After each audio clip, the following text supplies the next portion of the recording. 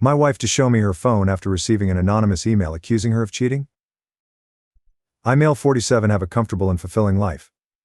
I have a job I truly enjoy. I live in a nice suburb, and am blessed with 3 wonderful children, male 8, female 6, female 4, and a lovely wife, Emily 45. I've always felt Emily and I were an ideal match. However, a recent email I received has deeply unsettled me and planted a seed of doubt in my mind. Emily lived in the UK between 2010 and 2015, during which time she pursued a PhD. Because she lived there so long, she developed many close friendships, and has made it a point to return every couple of years to maintain those ties. This past August, she traveled to the UK for 3 weeks to attend the wedding of one of her close friends. After some consideration, we agreed that it would be best for me and the children to remain at home, as I could not take that much time away from work, and the children were unlikely to find much enjoyment in such an event. Emily departed, returned as expected, and life returned to normal for us. Last week I received an email on my work email address. It was supposedly from the wife of Emily's friend. I'll call him Jake, male 44. According to this woman, she has a very strong reason to suspect that Jake and Emily engaged in an affair. She listed off her suspicions, noting Jake had picked Emily up from the airport, spent considerable time at her hotel, and how the two of them frequently went out to dinner alone. She even included pictures of my wife's earrings that she said she found in Jake's pockets when she was doing the laundry and pictures of a lipstick stain on his shirt. The color is one I recognize as something Emily often wears. There is some other evidence she listed off. For the sake of conciseness, I will not include them here. All this was a lot to absorb, and for a while I thought it was some sort of joke, so I tried my best to ignore it. But it kept coming back into my mind. I remember that before her trip, my wife would talk to all her friends there. I don't know if this email is influencing my memory, but I think she probably spoke with Jake the most. Additionally, I know Emily never liked Jake's wife, though I can't say why. I've never pried into Emily's phone or social media accounts before, but I feel very tempted to now. However, I know I'd feel terrible if I looked and found nothing. Also, if I start acting suspicious, wouldn't she just delete everything out of fear of being found out? I am unsure of how to move forward, and would welcome any guidance on handling this. The best I can currently come up with is asking to see her phone immediately after confronting her about it so as to not give her no time to delete anything. Though part of me thinks this would upset her and potentially not even show anything. Comments. Comment 1. This was an infuriating raid. I feel so badly for Oop, his ex is despicable. Selling the family because it was in her name just shocked me. It's so clear she only cares about money and herself. Good riddance to bad rubbish, looking forward to her karma. Comment 2.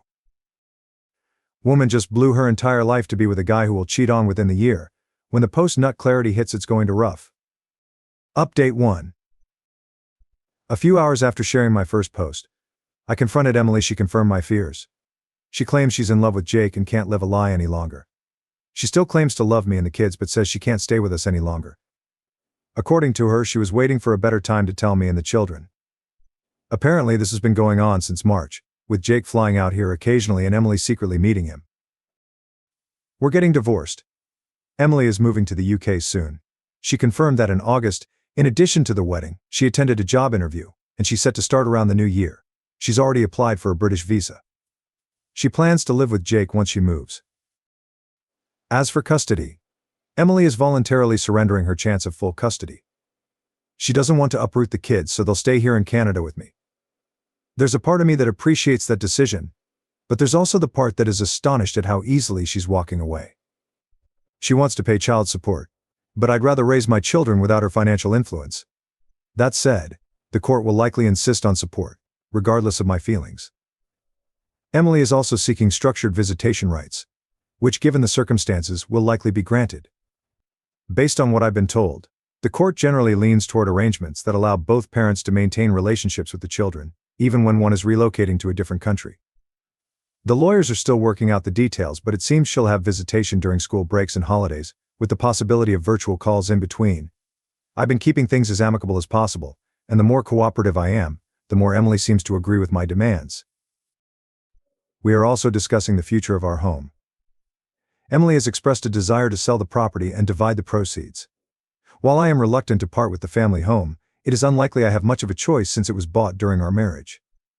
For now, our lawyers are still working through the details, and no final decisions have been made. Given the situation, it could be a good while before we reach a resolution. In the meantime, I've been advised not to make any major financial moves.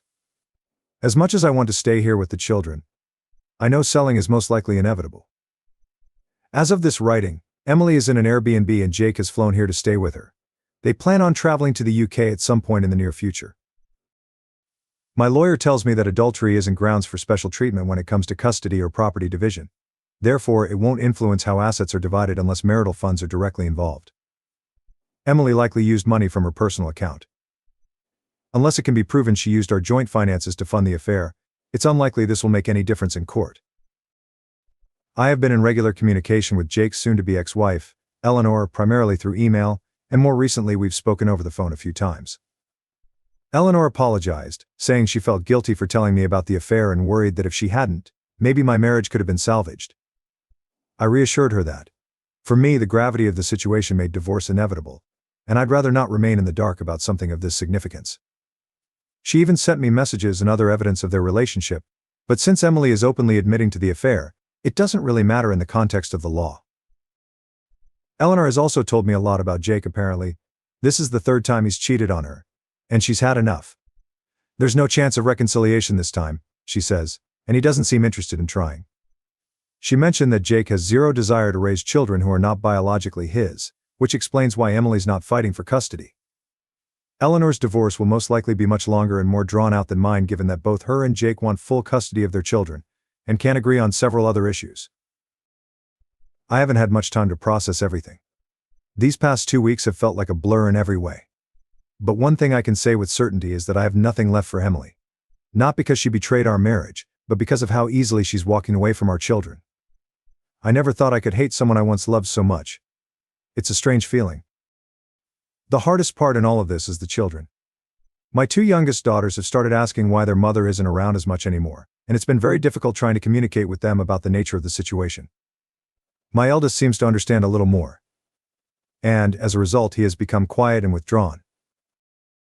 I'm fortunate to have a family that has been incredibly supportive so far. My children have received numerous thoughtful letters from some of their cousins, which I've been reading to them each night. All my siblings have also sent gifts for the kids, and one of my brothers, along with his wife, drove up to visit over the past weekend. My sister-in-law even prepared plenty of food, some of which is still in the freezer. They also kept the children entertained while I met with my lawyer. My other siblings have also offered to come by and look after the kids whenever I need them.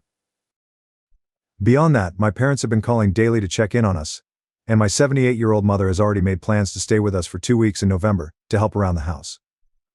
The collective effort of my family has made this experience much more bearable, and I'm deeply grateful for all their support. To everyone who encouraged me to speak with Emily after my last post, I'm grateful. I was tempted to ignore Eleanor's message, but it kept gnawing at me. Your advice gave me the courage to act. Emily has shown herself to be a liar, and I have no doubt that her idea of a better time was simply when it would cause the least inconvenience for her and Jake. Update 2. Think of this less as an update, and more as a chance to vent a few things now that I've had more time to process my situation. I know that Emily often traveled back and forth to the UK during our marriage. She claims her affair with Jake only began in March 2024, but I'm convinced she's lying. It's almost certain that this has been going on for years. Given how much she had already prepared by the time I confronted her, it's become clear to me and everyone else that she had been planning this for some time. In fact, within a few short days of our confrontation, she already had certain legal documents prepared. Additionally, Jake arriving in Canada shortly after I confronted Emily made it clear that they had planned for her to tell me roughly around this date in advance. It makes sense that Emily was well prepared and was just waiting for things to be better lined up for herself. After all, she'd long since applied for her visa, secured a job, secretly appraised her car, our family car, though it was under her name, and sent personal items with Jake to the UK during his secret visits, all right under my oblivious nose. I have a feeling I'm only scratching the surface and have no real idea of how far this actually goes. Not that Emily would ever tell me its depth. In addition to all of this, Emily had already been in touch with her lawyer long before I confronted her. Taking all this into account, it's hard not to wonder if she secured her job even earlier than she let on, perhaps to make her actions seem less calculated. 2 of Emily's friends have since reached out to express shock and disappointment by her actions.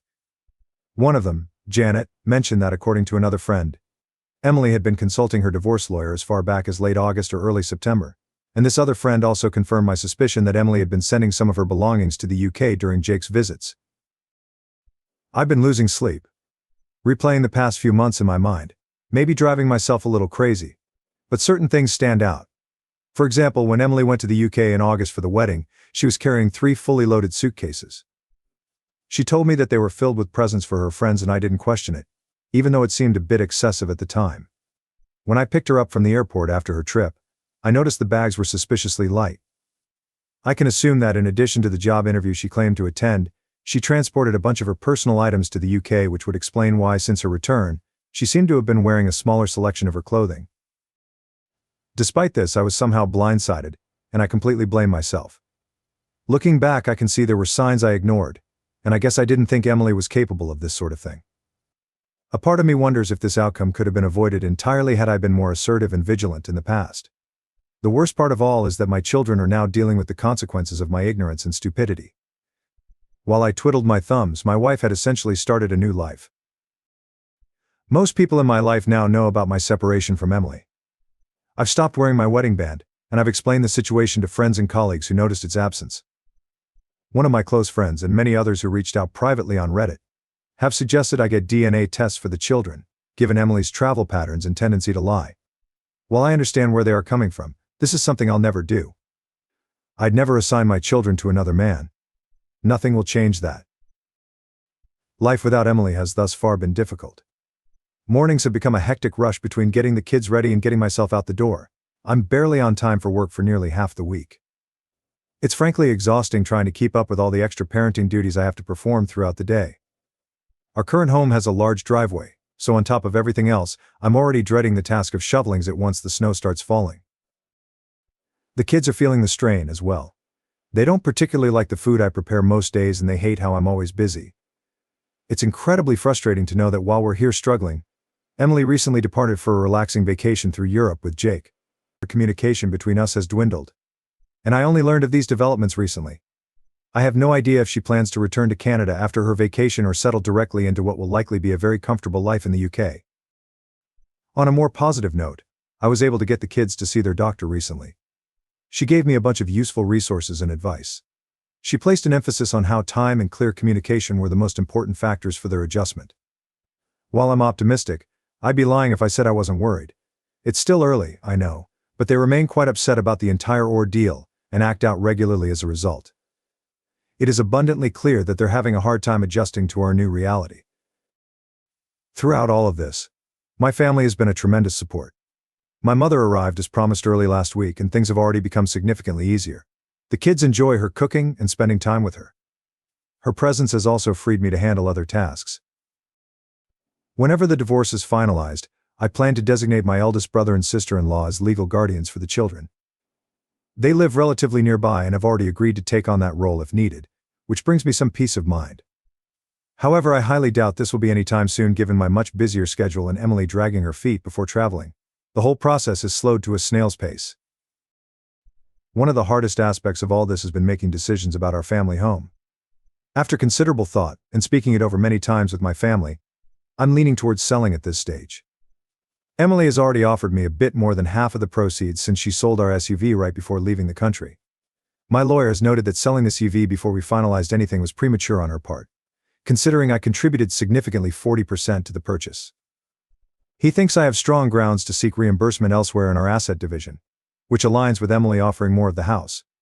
Getting more than half seems fair, given that I contributed about 65 to 70% of the down payment and monthly mortgage payments. As I mentioned above, the family SUV was registered in only her name. However, I covered about 40% of its costs, so it's frustrating she sold it unilaterally. As I've learned over the past several weeks, my sedan is too snug for the kids and inconvenient for my mother to duck in and out of when she runs errands. Therefore, I'll need to trade it for something larger. In return, Emily has graciously insisted I keep the furniture and appliances, least she can do, I suppose. As much as part of me would like to stay in our current home, it's probably better for us to move. Part of me hopes this will help us avoid future interference from Emily, though. In reality, she's just as likely to interfere no matter where we are. I've been looking at townhouses closer to my place of work, which would cut down my commute and place us near a well-rated school. However, my sisters brought up that moving the kids now would mean changing schools and losing their friends, which would be yet another big change for them. An alternative option is that we move to a smaller, more manageable house close to our current one. This would reduce my workload and allow the kids to stay at the same school. Regardless of which option we choose, the idea of a new home without Emily's memory is appealing. Our current home's location is yet another example of how foolish and short-sighted I've been. Its location was much more convenient for Emily's commute compared to my own.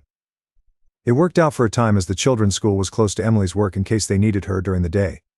But now all of this is useless as my place of work is rather far. I've heard nothing from Emily's family, and frankly I have no interest in reaching out. As for Emily's future with Jake, I don't wish her relationship to fail. The longer her life is stable, the less likely she'll disrupt ours.